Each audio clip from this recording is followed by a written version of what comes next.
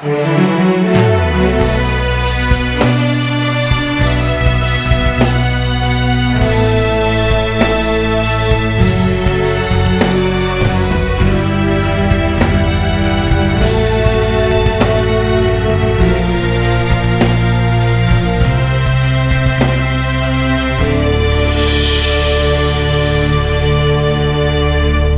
pagi anak-anak. Hari ini kita akan membahas tentang sembahyang Cit Gue.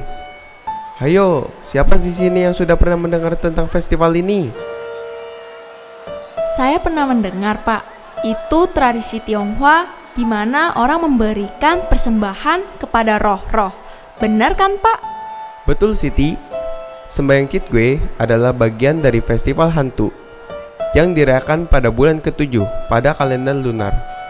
Sekarang mari kita mulai dengan sejarahnya.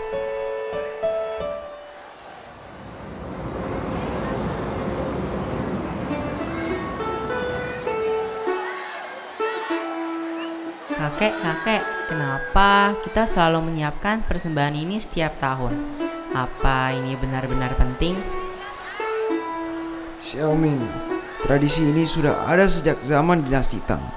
Saat itu, nenek moyang kita percaya bahwa pada bulan ke-7 pintu alam baka akan terbuka dan roh-roh leluhur kembali ke dunia kita. Persembahan ini adalah cara kita menghormati mereka dan menunjukkan rasa terima kasih atas semua yang mereka berikan kepada kita. Jadi ini seperti mengingat dan menghormati mereka ya, Kek? Betul sekali. Dengan melakukan ini, kita menjaga hubungan kita dengan leluhur dan memastikan bahwa mereka mendapatkan kedamaian di alam sana. Tapi kakek, kenapa kita harus repot-repot melakukan semua ini? Apa yang terjadi jika kita tidak melakukannya? Tradisi ini bukan hanya tentang memberikan makanan atau membakar dupa, Xiaoming. Ini juga tentang menghormati dan memahami asal-usul kita. Tanpa leluhur kita tidak akan ada di sini sekarang. Jika kita tidak menghormati mereka, kita bisa kehilangan arah dan nilai-nilai yang mereka wariskan. Oh, jadi ini juga tentang nilai-nilai kekeluargaan ya, Kek? Tepat sekali. Tradisi ini mengajarkan kita tentang rasa hormat, bakti, dan tanggung jawab, yang semuanya sangat penting untuk membentuk karakter kita.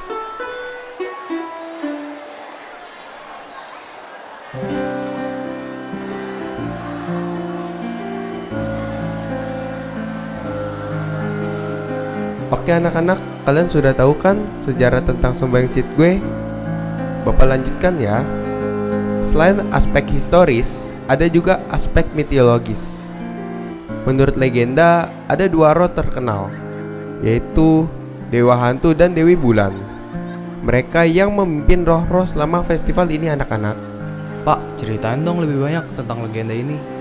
Iya Pak, ceritakan lebih banyak Pak, ayolah. Iya Pak, kami sangat penasaran dengan legenda ini.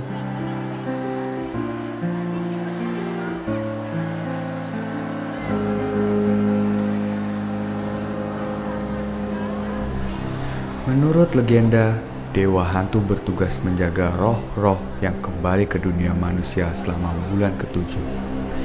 Ia juga ditemani oleh Dewi Bulan yang memberikan cahaya dan petunjuk bagi roh-roh yang tersesat. Giây phút em gặp anh là em biết em si tình, tình tình tình tang tang ting tang tình tình tình tang tang tang. Giây phút em gặp anh là em biết em si tình, tình tình tình toan toan ting toan tình mình tình tan tan tan tình.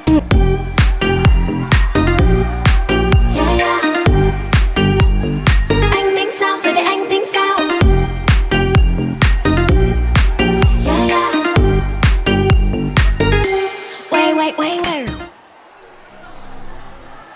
Roh-roh yang baik, kembalilah kepada keluarga kalian dan terimalah persembahan mereka dengan hati damai. Aku akan menerangi jalan kalian agar tidak ada orang tersesat dalam kegelapan. Setiap tahun pada bulan ke-7, pintu alam baka terbuka untuk memungkinkan kalian kembali. Ini adalah saat di mana batas antara dunia kita dan dunia manusia menjadi tipis. Tugas kita adalah memastikan bahwa kalian menerima persembahan dengan aman dan bahwa hubungan antara leluhur dan keturunan tetap terjaga. Dengan begitu, kalian dapat memberikan berkat kepada keluarga kalian yang masih hidup, memastikan bahwa mereka dilindungi dan diberkati sepanjang tahun. Roh-roh yang baik, kembalilah kepada keluarga kalian dan terimalah persembahan mereka dengan hati yang damai. Jangan lupa untuk memberikan berkat dan perlindungan kepada mereka sebagai tanda terima kasih. Ingatlah bahwa cinta dan rasa hormat yang kalian terima adalah jembatan yang menghubungkan dunia kita dengan dunia mereka. Cahaya bulan akan selalu menerangi jalan kalian, memastikan bahwa kalian tidak pernah tersesat atau sendirian.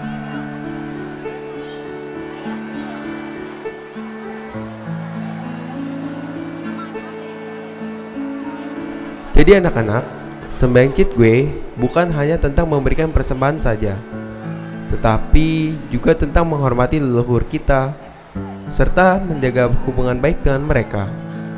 Ini adalah bagian penting dari warisan budaya yang harus kita lestarikan anak-anak. Pak, apa tradisi ini di Indonesia masih dijalanin ya?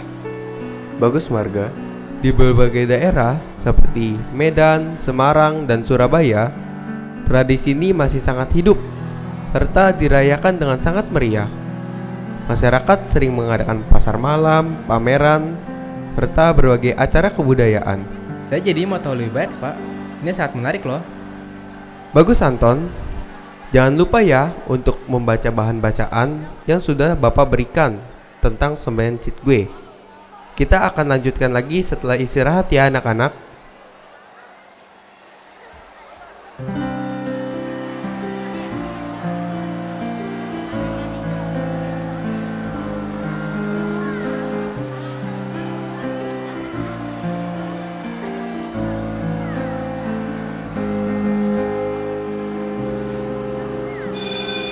Baiklah anak-anak, sekarang kita akan membahas tentang sejarah tradisi kertas sembahyang. Kalian tahu tidak bahwa tradisi ini dimulai oleh sepasang suami istri penjual kertas di Cina kuno? Wah, gimana ceritanya, Pak? Begini ceritanya.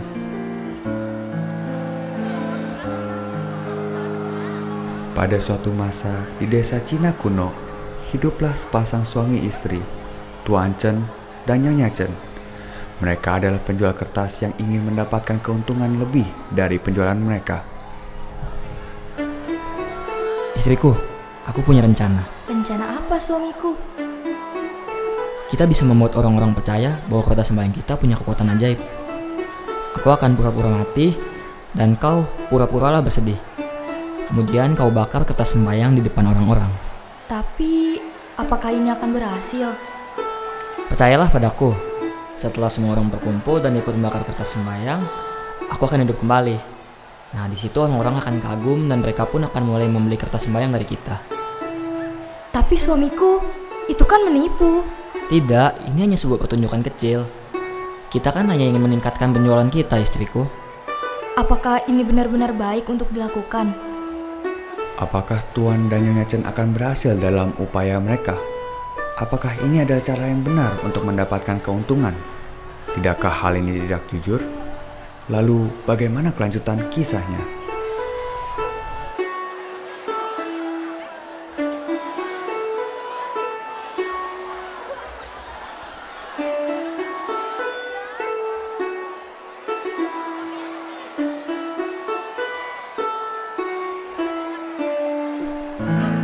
Suamiku yang tercinta telah pergi meninggalkan kita. Aku akan membakar kertas sembahyang untuk menghormatinya. Jangan bersedih, Nyonya. Nanti arwah Tuan tidak akan bisa tenang. Aku tidak mau kehilangan suamiku.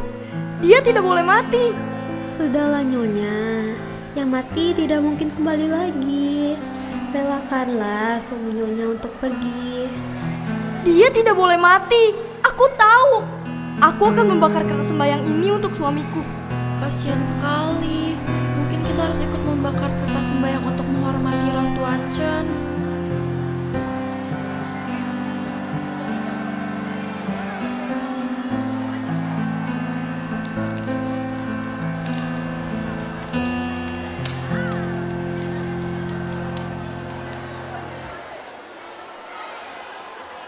Lihat, Tuan Chen hidup kembali. Wah, sungguh ajaib sekali kertas sembayang ini. Lihat, Tuan Jan hidup kembali. Kertas sembayang ini sungguh ajaib.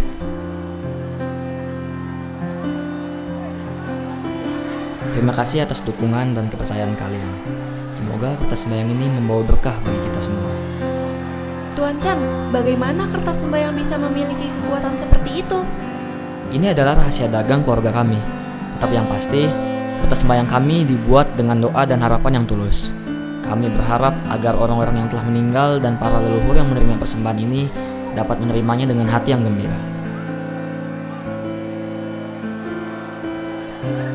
Engkau benar, suamiku. Rencana kita berhasil. Sekarang, semua orang akan membeli kertas sembayang dari kita. Orang-orang di desa itu kagum dengan keampuhan kertas sembayang.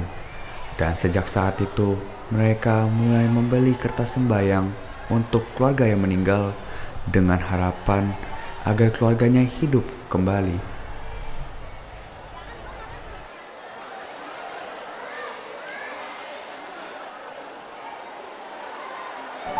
Itulah asal-usul kertas sembayang anak-anak.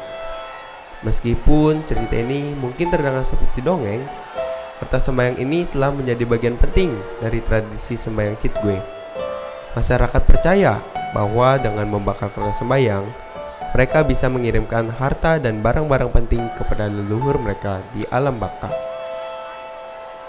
Pak, jadi tradisi ini dimulai dari penipuan ya? Bisa dibilang begitu, Siti.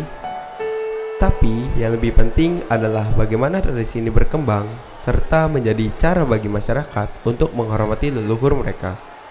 Tradisi kertas sembayang ini memiliki makna yang lebih mendalam serta spiritual bagi banyak orang. Wah, menarik banget. Saya jadi pengen tahu lebih baik tentang cerita ini. Bagus sekali, Rizky. Ada banyak sekali tradisi yang menarik untuk dipelajari. Tapi ada cara yang lebih baik loh daripada hanya sekedar mengikuti tradisi nenek moyang. Baiklah anak-anak, sekarang kita akan membahas bagaimana persiapan sembahyang bulan ke-7 dilakukan di zaman modern ini. Masyarakat biasanya mempersiapkan persembahan khusus seperti makanan, minuman, serta tentu saja kertas sembahyang. Pak, apakah persiapan sembahyang ini sama seperti zaman dahulu ya? Secara prinsip, ya. Namun, di zaman modern ini, banyak yang menggunakan kertas sembayang yang sudah dibuat secara massal. Bukan seperti zaman dulu, yang membuatnya sendiri. Namun, ada dampak negatif dari tradisi membakar kertas sembayang ini loh. Proses pembakaran kertas sembayang ini dapat menyebabkan polusi udara yang serius loh anak-anak. Pak, kok polusi ini bisa terjadi sih, Pak? Saat kertas sembayang dibakar, zat-zat kimia dari tinta dan bahan-bahan lainnya dilepaskan ke udara. Ini dapat menyebabkan pencemaran udara yang berdampak buruk bagi kesehatan dan lingkungan. Melihat dampak negatif dari pembakaran kertas sembayang, organisasi Seci telah mengambil inisiatif untuk mengajak masyarakat beralih ke praktik bervegetarian sebagai bentuk memelihara bumi dan menghormati leluhur dengan cara yang lebih ramah lingkungan. Pak, apa hubungannya bervegetarian dengan tradisi sembahyang bulan ke-7? Seci mengajarkan bahwa menghormati leluhur tidak hanya dilakukan dengan pemberian persembahan fisik, tetapi juga dengan cara menjaga bumi yang mereka tinggalkan. Bervegetarian adalah salah satu cara untuk melindungi lingkungan dan menyampaikan rasa syukur kepada leluhur. Oh, jadi dengan menjadi vegetarian, kita bisa memberikan kontribusi positif pada bumi dan tetap menghormati tradisi leluhur ya, Pak? Betul sekali, Anton. Ini adalah bentuk berbakti kepada leluhur dengan cara yang modern serta ramah lingkungan. Kita dapat mengganti praktik lama yang mungkin merugikan lingkungan dengan tindakan yang lebih baik dan berkelanjutan. Nah, selanjutnya Bapak ingin memperkenalkan dua teman Bapak sesama relawan Seci, untuk mengajarkan bagaimana seharusnya kita bisa bersumbangsi di bulan 7 ini. Perkenalkan, ini Sepo Chandra dan Seku Leni. Wah, semuanya antusias belajar ya. Seku dan Sepo senang sekali hari ini boleh sharing tentang bulan 7 penuh berkah kepada kita semua. Kami sangat ganen untuk waktunya. Betul sekali. Jika kita memaknai bulan 7 dengan lebih baik, maka kita pasti dapat memelihara bumi kita. Pada bulan 7 kalender Imlek adalah puncak Ulambana, di mana orang Tionghoa melakukan upacara ritual untuk orang yang telah meninggal. Banyak orang demi persembahan kepada leluhur, mereka melakukan pembunuhan terhadap hewan-hewan. Kebalikan dari itu, Master Cheng Yen menyatakan sebenarnya bulan 7 Imlek adalah bulan keberuntungan, bulan penuh syukur, dan bulan bervegetarian. Saat musim panas, di zaman Buddha memimpin para muridnya menjalani retret masa Farsa. Setelah 3 bulan, Buddha melihat adanya kemajuan dalam pemahaman Dharma dari para muridnya. Sehingga Buddha bersukacita akan hal tersebut. Itulah sebabnya mengapa bulan 7 lunar disebut juga sebagai bulan penuh berkah dan sukacita. Selain itu, terdapat peristiwa dari seorang murid Buddha yang bernama Moggallana. Beliau pada saat bermeditasi melihat ibunya berada di alam setan. Moggallana bertanya pada Buddha, bagaimana caranya agar bisa menolong ibundanya? Buddha pun memintanya untuk mengumpulkan para biku guna membacakan doa yang ditujukan ke ibunya. Dan Moggallana melayani sendiri dengan tulus. Akhirnya, sang ibu bebas dari siksaan dan dapat terlahir kembali di alam bahagia. Oleh karena itu, bulan 7 juga disebut bulan bakti. Bila diartikan, Ulambana adalah perbanyak berbuat kebajikan dan berikrar, serta menyebarkan cinta kasih kepada semua makhluk agar terlepas dari kesulitan dan bahaya. Banyaknya bencana yang terjadi merupakan salah satu faktor dari apa yang dilakukan manusia terhadap alam. Di bulan penuh berkah ini, marilah kita memupuk kekuatan positif. Bersama dengan hati yang tulus, kita panjatkan doa agar hati senantiasa berada dalam ketenangan untuk perdamaian dan keharmonisan dunia. Jadi anak-anak, tradisi sembahyang bulan ke-7 mengajarkan kita tentang nilai-nilai keluarga, menghormati leluhur, dan juga tentang menjaga lingkungan. Kita dapat mengambil pelajaran berharga dari ini untuk mempertahankan tradisi dengan cara yang lebih berkelanjutan. Nah, kalau begitu, mari kita semua melakukan apa yang Master Cheng Yen ajarkan agar dunia dipenuhi berkah dan bumi bebas bencana. Setuju nggak teman-teman?